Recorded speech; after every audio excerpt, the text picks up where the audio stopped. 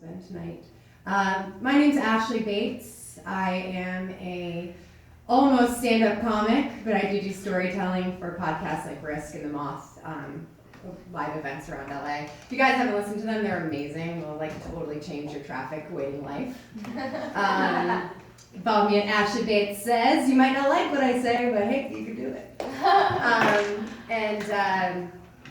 Just bear with me. I'm not super proud of everything that happens in this story, but it was a big part of why I'm still here today. So I'll just go. In December of 2006, I was 21 years old. I was living in Atlanta, Georgia, and I was fucking miserable. I had just graduated from college in upstate New York. I'd left all of my friends and family in New York City, including a boyfriend, and I moved to Georgia for a job where I knew one person, and that person was my boss. My boss turned out to be an egomaniac, Peter Pan syndrome monster. And when I say that, I mean it really seriously, as in he wore a Superman cape to work over a fucking Prada suit, okay? And the great thing about it is his name was Dale. Like, no Dale should ever be in Prada. It's like you swim in corn in silos. That's like what Dales do. But around Christmas time of that December, we had our holiday party and we had a big dinner and we had drinks, and I had lots of drinks because I was doing lots of drinking because I hated my life and I hated myself and I was lonely and drinking was really delicious. So I made a very poor decision, and I got behind the wheel of my car and I popped on my Christmas music.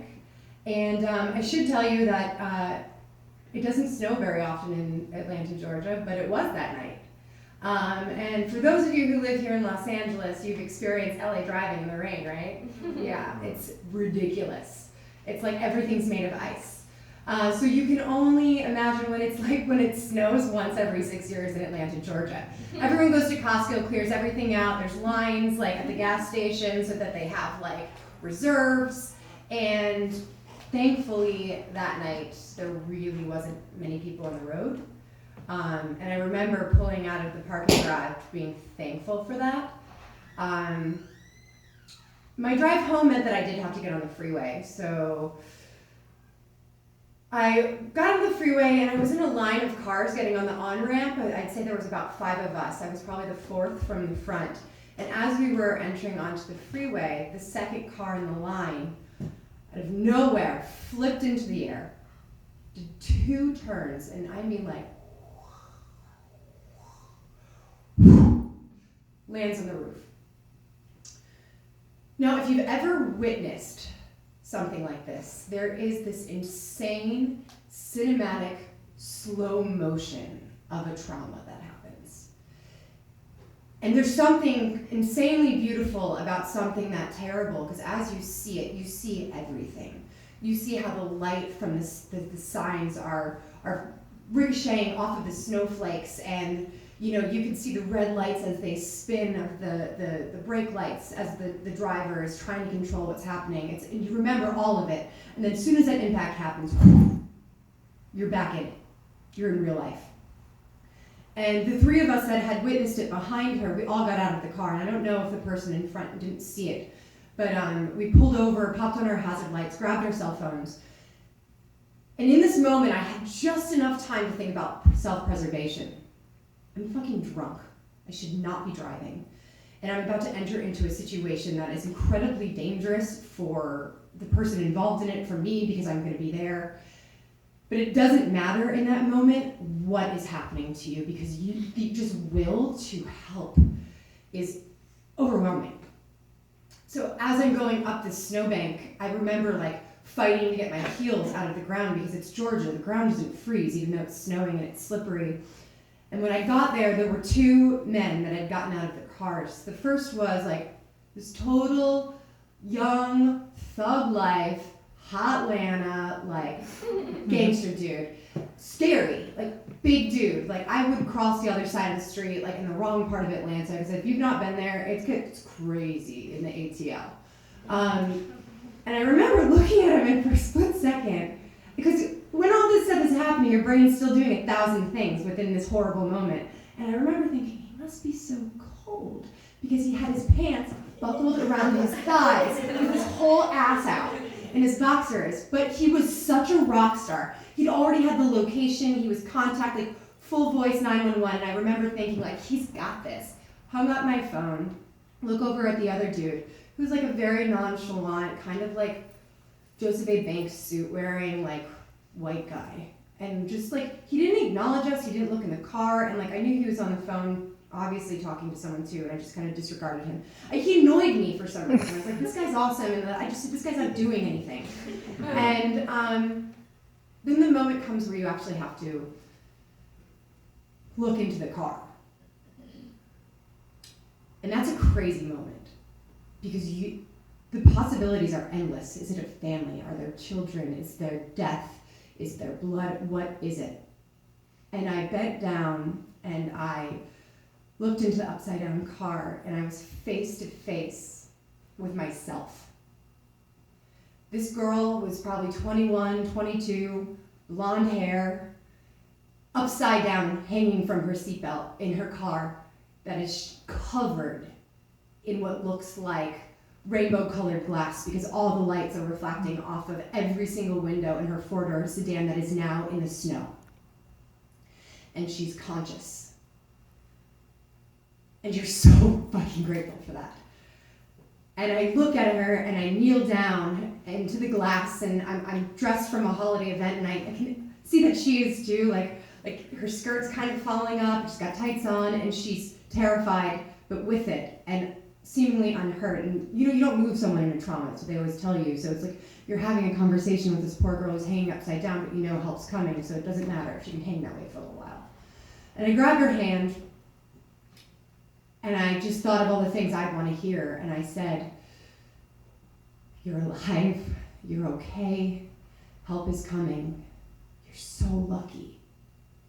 And I just kept saying that, and she was like, "I was just coming from a work party, and I had stuff to drink," and I could smell it on her breath, and as soon as she said that, back to self-preservation. I know that I have to leave. There's nothing else I can do here. I know that cops are coming. I know I can't be talked to. I know I'm inebriated, even though this has shocked me into this semblance of sobriety. I know I have to go.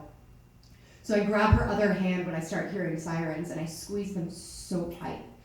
And I look at her, and I say once again, I say, "You're so lucky. You're alive. You're okay. Help is coming." And I snuck down, and I got in my car, and I turned off the radio, and I hit my hazards, and I drove 3 miles home. And I felt so much guilt. And I know most of you probably think it's the guilt because I got behind my car drunk, and I drove, and so many bad things that could have happened. But instead, what I was thinking about was that for months leading up to that date, all I could think about were the ways that I could take my own fucking life. I was so lonely, and I was so miserable, and I finally decided that I knew how it was going to happen, and I was going to kill myself via a fucking car accident. And here I am, face to face with a girl that looks just like me in a fucking car accident, and I see it all happen, and I want nothing to do with it anymore. My will to live is just skyrockets through all the pain, the torture, the depression, the loneliness, the drinking. It's gone. I want to live. And I get home, and I cry myself to sleep like I had been doing for so long. And that next morning, I was invigorated to restart, to change, to live. And I started by calling a doctor, and went on medication for the first time, and I saw the world like almost everybody does, maybe. Like, the sun actually is shiny, and grass is green, and you laugh at things because they're funny to you. I stopped drinking those jugs of Yellowtail, the big ones. Yeah, oh, delicious. And then I would walk around my apartment like slurring at my little Papillon and be like, "Don't look at me like that." And then vomit a Papa John's pizza in the toilet. That was my schedule. So I headed home to my family and I slept for 2 weeks and I woke up and my parents said, "You're quitting your job?" And I said, "You don't know the fucking half of it." And we wrote a resignation and I headed back to Atlanta to wrap up the pieces of my non-life. And while I was on that plane heading back, I was looking out the window and you know when you're up above the clouds and the sky's always blue? And it's blinding, like the clouds are crazy. You can't help but want to like take your phone out and snap pictures because it's just insane. And when I'm there, I just can't help but think about the possibilities of heaven and angels and all the immensities that we have no idea about. And I thought about that girl in the car, and I thought, what does she think of me? Like, you hear all these stories about people in accidents and these angels show up and hold a hand or help lift a car and then they're gone. And there I was, I showed up, I held a hand, I'm a nameless, hand-holding, comfort-giving drunk girl. You know, that she has no idea who I am. And then I think that she doesn't know that she was my miracle. She was my guardian angel. She went through that crazy trauma. She went through the accident that I wanted to go through, and because of that experience, she saved me. And she's alive and she's fine, and I'm alive and I'm so fucking fine. And I just have to say, well, I'm so fucking grateful for that. And being alive is awesome. Wow. Thank you. Yeah.